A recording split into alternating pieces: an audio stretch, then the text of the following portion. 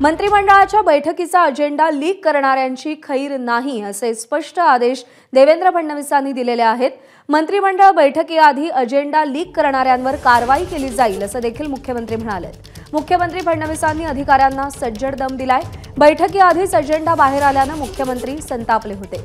मंत्रिमंडळ बैठकीचा अजेंडा हा गोपनीय असतो याची आठवण देखील त्यांनी करून दिली। गोपनीयतेची शपथ कायम पाळा, मुख्यमंत्र्यांनी मंत्र्यांना देखील या सूचना केलेल्या आहेत।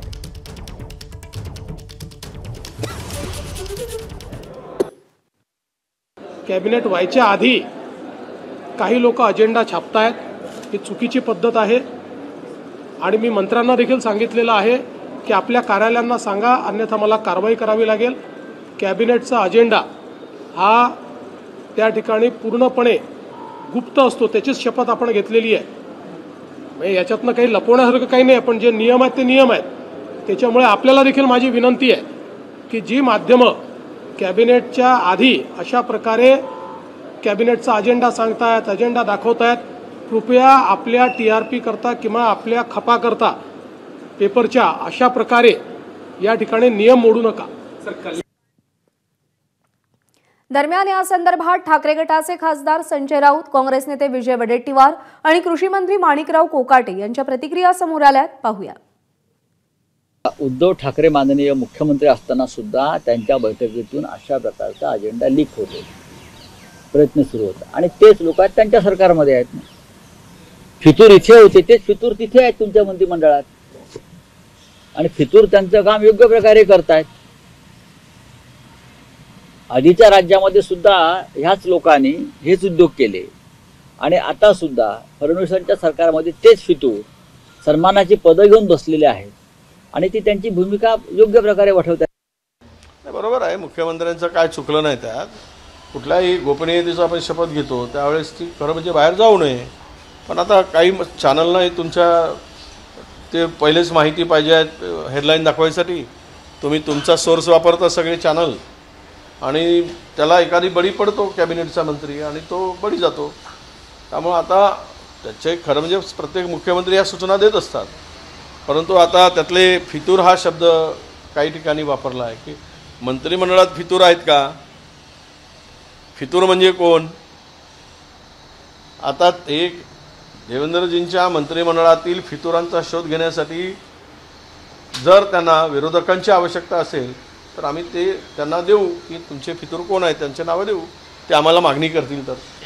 महिने लीक होतात म्हणजे पूर्वी लीक होत होते, या पुढच्या काळामध्ये तशा प्रकारची गुप्तता पाळली जावी। कारण आपण शपथ घेतल्यानंतर शपथीमध्येच म्हटलेलं आहे की राज्यामध्ये काम करत असताना ज्या काही गुप्तता आहेत त्या गुप्तता पाळण्याची आपण शपथ घेतो, ती शपथ तंतोतंत या ठिकाणी खरी ठरावी अशी या राज्याच्या मुख्यमंत्री सन्माननीय देवेंद्र फडणवीस साहेबांची इच्छा आहे आणि त्या धर्तीवर काम सुरू आहे। आणि अभिषेक मुठा आपल्याला या सगळ्या संदर्भात अधिक अपडेट देईल। अभिषेक, मुख्यमंत्र्यांनी सज्जड दम दिलेला आहे, पण त्यांचा रोख नेमका कुणाकडे होता आणि या सगळ्यातून आता विरोधकांच्या प्रतिक्रिया नेमका काय सांगतायत?